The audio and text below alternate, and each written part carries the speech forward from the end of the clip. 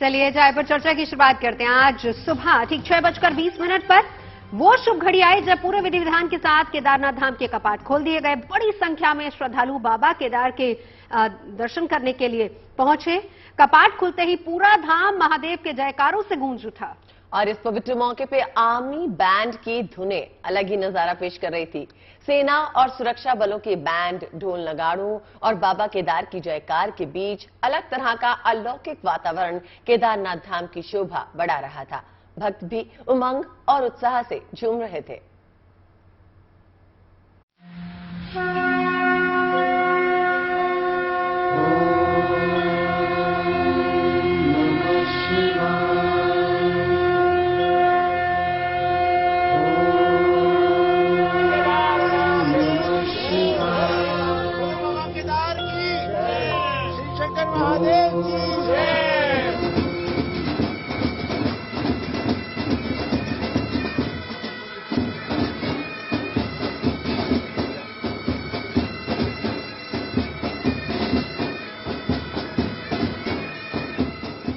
बाबा केदार धाम की ये तस्वीरें दिव्य हैं, अद्भुत हैं, अकल्पनीय हैं। भक्तों के दर्शन के लिए बाबा केदारनाथ धाम के कपाट खोल दिए गए हैं। भगवान शिव के जयकारों और वैदिक मंत्रोच्चार के बीच सुबह 6:20 पर केदारनाथ धाम के कपाट खोले गए। 6 महीने के लिए दरवाजा 6:20 को अधिकतम खोल दिया गया है। अब सारा विश्व के लोगों ने यहाँ आकर के स्पर्श करके दर्शन ले सकते हैं। केदारनाथ धाम के कपाट खोलने के दौरान भोलेनाथ के जयकारों के बीच आर्मी बैंड की धुनों के साथ केदार धाम में हर हर महादेव के जयकारे गूंजते रहे। केदारनाथ के सबसे पहले मैं दर्शन करवाती हूँ, बाबा के दर्शन करवाती हूँ, क्योंकि यहाँ आने के बाद सबसे पहले अगर किसी की भी कह लेते कि इच्छा होती है तो वो ये होती है कि बाबा के एक बार दर्शन हो जाए। तो जीएनटी के एक्सक्लूसिव दर्शन हम करवा रहे हैं जीएनटी के तमाम दर्शकों को, गुड न्यूज टुडे के तमाम दर्शकों को। ये हम सीधी तस्वीरें केदारनाथ धाम से करा रहे हैं। बाबा केदार के दर्शन जहां पर आज कपाट खुल चुके हैं और भव्य पुष्प वर्षा के साथ पूजा अर्चना यहां पर की गई। यहाँ आने वाले भक्तों का कहना है कि यहाँ के कण कण में उन्हें भगवान शिव की अनुभूति होती है। बाबा की डोरी ऐसी है कि एक बार जो आता है वो रेगुलर 2 बार तो आएगा ही आएगा। कपाट खुलने के अनुष्ठान से पहले बाबा केदार के परम धाम को 23 क्विंटल सुगंधित फूलों से सजाया गया। आसमान से पुष्प वर्षा के बीच बाबा केदारनाथ के कपाट पूरे विधि विधान के साथ खोले गए। बाबा केदार के पाट खुले हैं। आप देखिए हेलीकॉप्टर से पुष्प वर्षा की जा रही है केदारनाथ मंदिर के ठीक ऊपर, और जैसे ये हेलीकॉप्टर आया है यहाँ पुष्प वर्षा की जा रही है ठीक केदारनाथ मंदिर के ऊपर, भगवान शिव के ऊपर, उनके भक्तों के ऊपर। केदारनाथ की महिमा को शिद्दत से महसूस करते हुए खुद उत्तराखंड के सीएम पुष्कर सिंह धामी मौसम खराब होने के बावजूद कपाट खुलने के पावन पलों का गवाह बनने के लिए केदार घाटी पहुंचे। बाबा के चरणों में श्रद्धा सुमन अर्पित करने के बाद सीएम धामी ने कहा कि जल्द ही रोपवे का काम शुरू हो जाएगा, जिससे केदार धाम और हेमकुंड साहिब की यात्रा आसान हो जाएगी।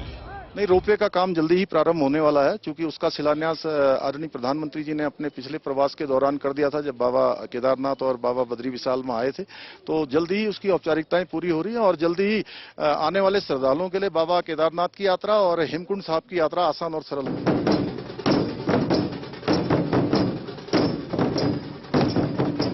इस साल केदारनाथ यात्रा को लेकर श्रद्धालुओं में खासा उत्साह देखने को मिल रहा है। मौसम की दुश्वारियों के बीच बड़ी संख्या में श्रद्धालु केदारनाथ धाम पहुंच रहे हैं।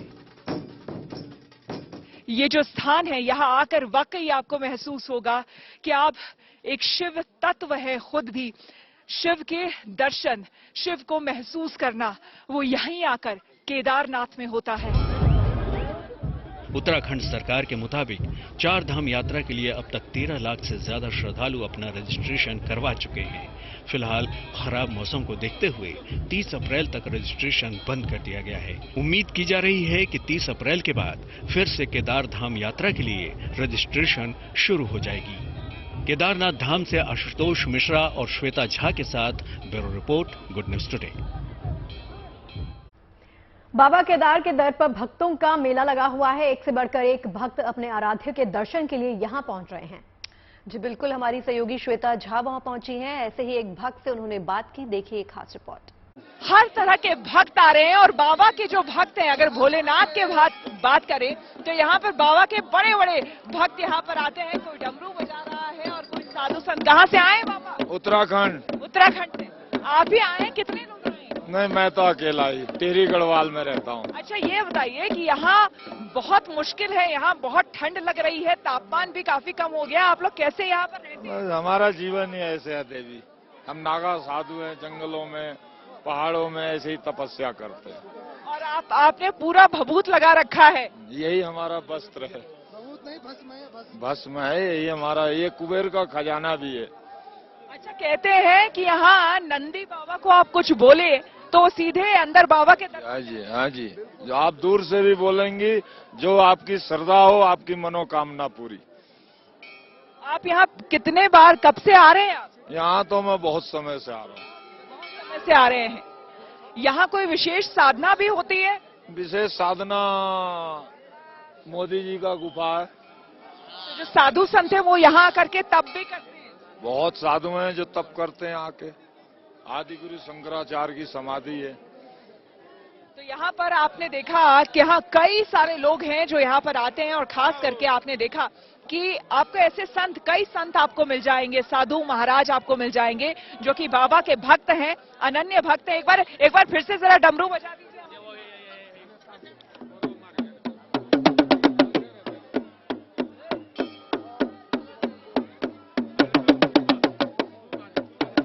तो बाबा के अनन्य भक्त यहाँ पर पहुंचे हैं केदारनाथ, जबकि कपाट अब खुल चुका है यहाँ पर और ऐसे ही भक्तों का तांता लगा हुआ है। कैमरामैन संजय के साथ Shweta Jha, Kedarnath, good news today. और अब बात बद्रीनाथ धाम की कर लेते हैं। गंगोत्री, यमुनोत्री, केदारनाथ धाम के कपाट खुलने के बाद भगवान विष्णु के सर्वश्रेष्ठ धाम बद्रीनाथ के कपाट खोलने की प्रक्रिया शुरू हो चुकी है। आज जोशीमठ के नरसिंह मंदिर से भगवान बद्री विशाल की यात्रा पांडुकेश्वर ध्यान बद्री मंदिर के लिए विदा हुई और कल यानी 26 अप्रैल को तेल कलश यात्रा के साथ पांडुकेश्वर ध्यान बद्री मंदिर से भगवान बद्री विशाल के सखा और बड़े भाई उद्धव जी और कुबेर जी मूर्ति बद्रीनाथ धाम के लिए रवाना होंगे और फिर परसों यानी 27 अप्रैल को बद्रीनाथ धाम मंदिर के कपाट खोल दिए जाएंगे।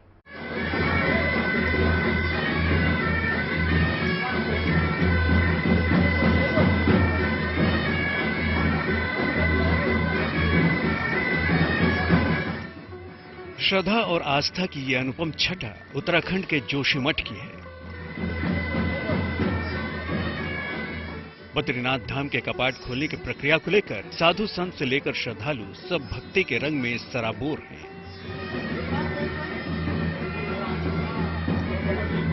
जोशीमठ के नृसिंह मंदिर के परिसर में सुबह से ही शंकराचार्य जी की गद्दी के दर्शनों के लिए श्रद्धालुओं की भीड़ उमड़ पड़ी।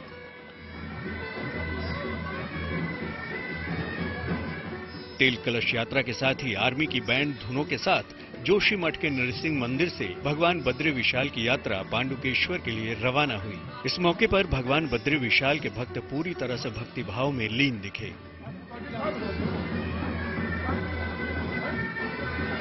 बद्रीनाथ धाम के लिए विदा होने से पहले मुख्य पुजारी रावल जी, धर्माधिकारी वेद पाठी और सभी हक हकूकधारी की उपस्थिति में नृसिंह मंदिर में स्थित मां लक्ष्मी की मंत्रोच्चार और पूरे विधि विधान के साथ पूजा अर्चना की गई।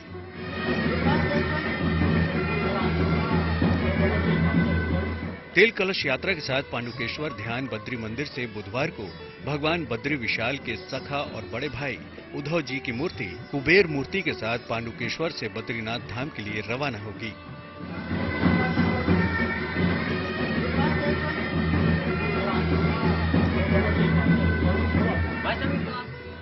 सोमवार को पारंपरिक अंदाज में भगवान बद्री विशाल जोशीमठ पहुंचे थे, जहां पूरे विधि विधान को निभाते हुए नृसिंह मंदिर में भगवान की भव्य आरती की गई।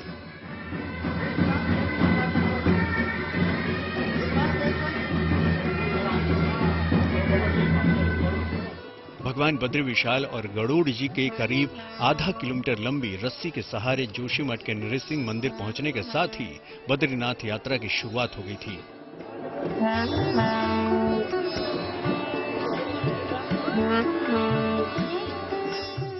अब भक्तों को इंतजार है गुरुवार 27 अप्रैल का, जब बद्रीनाथ मंदिर के कपाट खुलेंगे।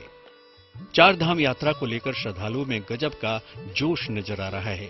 गंगोत्री, यमुनोत्री और केदारनाथ धाम के कपाट खुल चुके हैं और अब बारी बद्रीनाथ धाम के कपाट के खुलने की है। जोशीमठ से कमल नयन सिलोड़ी के साथ bureau report, good news today. Kerala को आज कई सौगातें मिली हैं। पीएम मोदी ने तिरुवनंतपुरम से वंदे भारत ट्रेन को हरी झंडी दिखाई, जो कासरकोड तक जाएगी। इससे पर्यटन को बढ़ावा मिलने की काफी उम्मीदें हैं। प्रधानमंत्री मोदी ने कोच्चि में वाटर मेट्रो का भी शुभारंभ किया है। इस वाटर मेट्रो के लिए 14 टर्मिनल बनाए गए हैं और 23 वाटर बोट्स चलेंगी। इनकी सर्विस हर 15 मिनट पर होगी।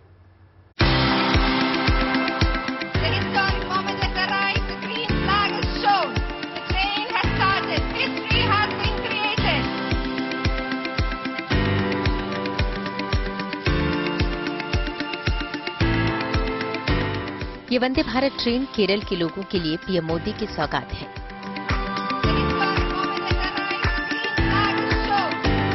प्रधानमंत्री ने हरी झंडी दिखाकर इसे अपने पहले सफर पर रवाना किया। इस खास मौके पर बड़ी संख्या में लोग स्टेशन में मौजूद थे।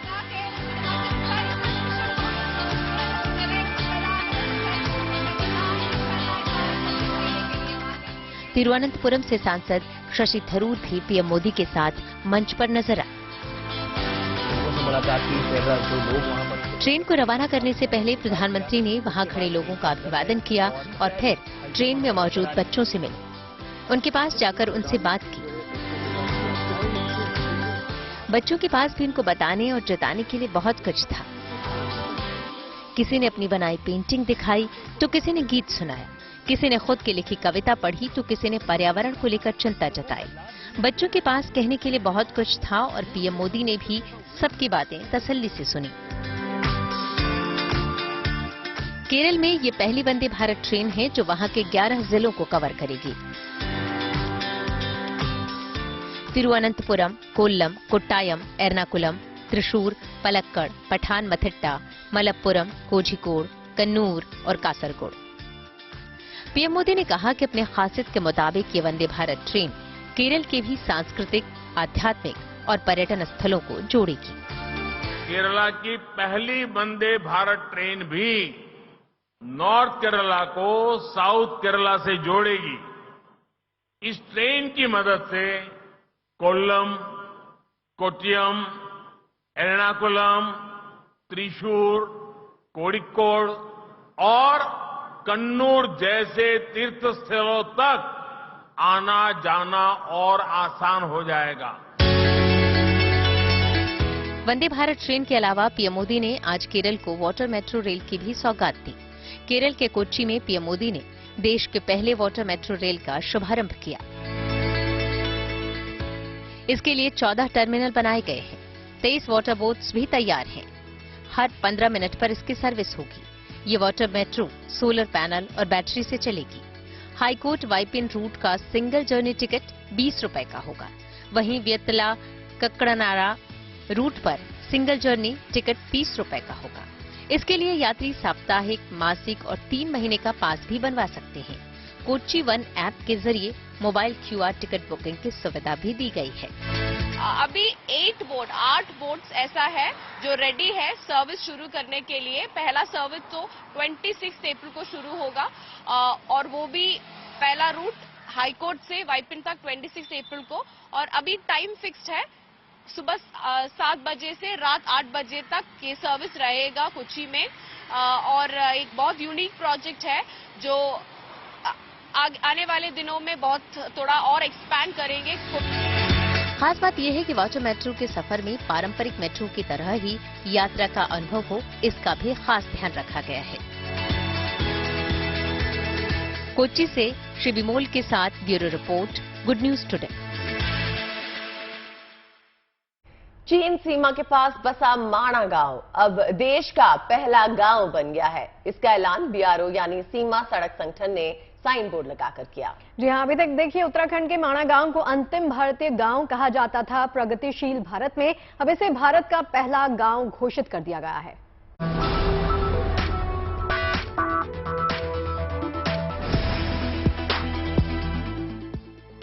उत्तराखंड के चमोली जिले में 3200 मीटर की ऊंचाई पर पहाड़ों पर स्थित माणा गांव की ये तस्वीर नए भारत की कहानी बयां कर रही है।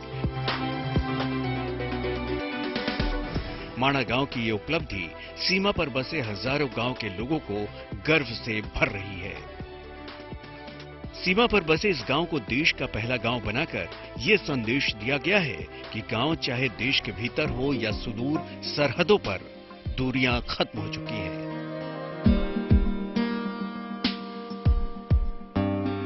हिंदुस्तान का हर गांव अहम है। सीमावर्ती गांव को देश का पहला गांव बनाकर उनके महत्व को भी रेखांकित किया गया है। बीआरओ यानी सीमा सड़क संगठन ने उत्तराखंड के चमोली जिले में भारत चीन सीमा पर बसे गांव माणा के प्रवेश द्वार पर भारत का प्रथम गांव होने का साइन बोर्ड लगा दिया है। पहाड़ों पर बसा ये गांव भारत चीन सीमा से 24 किलोमीटर दूर है। बद्रीनाथ से माणा गांव की दूरी करीब 3 किलोमीटर है। इस गांव में पर्यटक भी खूब आते हैं। खास बात यह है कि इस गांव को भारत में ट्रैकिंग के लिए सबसे अच्छे स्थानों में से एक माना जाता है। उम्मीद की जा रही है कि नई उपलब्धि से इस गांव में आने वाले सैलानियों की तादाद में इजाफा होगा।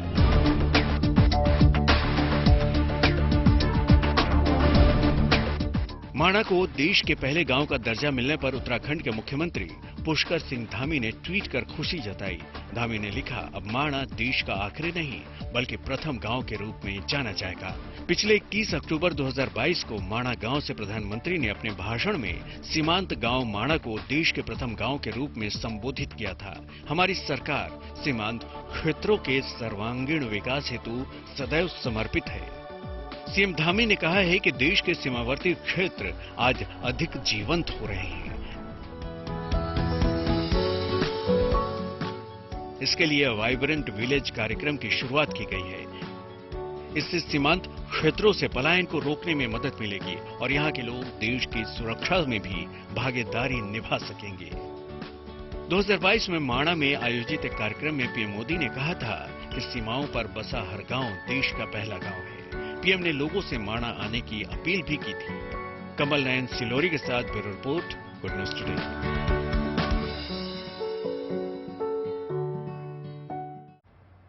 और यूपी बोर्ड ने हाई स्कूल और इंटरमीडिएट परीक्षा 2023 का रिजल्ट घोषित कर दिया है। यूपी बोर्ड की हाई स्कूल की परीक्षा में 89.78% परीक्षार्थी पास घोषित किए गए हैं, जबकि इंटरमीडिएट में 75.52% परीक्षार्थी पास हुए। हाई स्कूल में लड़कों के उत्तीर्ण का प्रतिशत 86.64 और लड़कियों के उत्तीर्ण का प्रतिशत 93.34 रहा है, जबकि इंटरमीडिएट में छात्रों के उत्तीर्ण का प्रतिशत 69.34 और छात्राओं के उत्तीर्ण का प्रतिशत 83 रहा है। हाई स्कूल की परीक्षा में प्रियांशी सोनी ने 98.3% अंकों के साथ टॉप किया है। दूसरे नंबर पर संयुक्त रूप से कानपुर देहात के कुशाग्र पांडे और अयोध्या की मिशकत नूर को 97.83% अंक मिले हैं। वहीं इंटरमीडिएट की परीक्षा में महोबा के शुभ छपरा ने टॉप किया है। इन्होंने 97.80% हासिल किए हैं। दूसरे स्थान पर संयुक्त रूप से पीलीभीत के सौरभ गंगवार और इटावा की अनामिका हैं। दोनों ने 97.20% अंक हासिल किए हैं। आइए अब आपको मिलवाते हैं दिल्ली के गिटार अंकल से। गिटार अंकल सिर्फ गिटार नहीं बजाते बल्कि युवा पीढ़ी की मदद के लिए हर वक्त तैयार भी रहते हैं।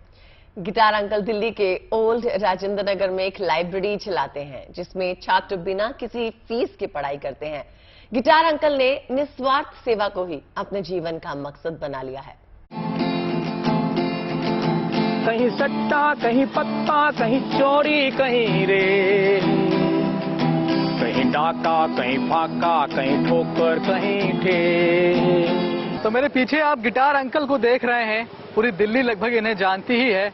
अन्ना आंदोलन से लेकर जहांगीरपुरी में हिंसा तक वो पहुंचे, गिटार पर अपने गाने गाए और गानों से एक विशेष मैसेज देने की वो कोशिश करते हैं। ये सब कुछ आप लोग जानते हैं, लेकिन क्या आप लोग ये जानते हैं कि गिटार अंकल का असली नाम क्या है? क्या करते थे वो? क्या पढ़ाई की उन्होंने?